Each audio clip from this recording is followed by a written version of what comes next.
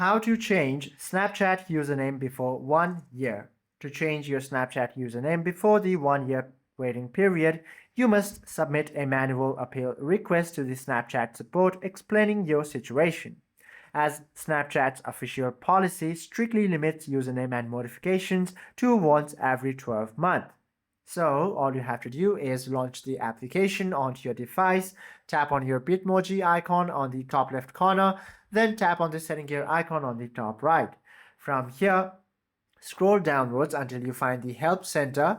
Once you are here, go ahead and tap on this and head to the contact us section. From there, choose the I need help with the Snapchat feature, then select the settings and tap username option.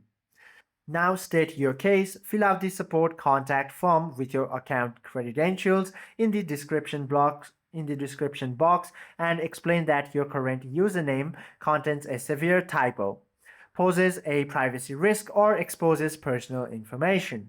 Now once you have completed all this process, simply proceed to submit the ticket and wait email confirmation. Hope this video helps you out a lot. If you have any questions or queries, please do comment down below.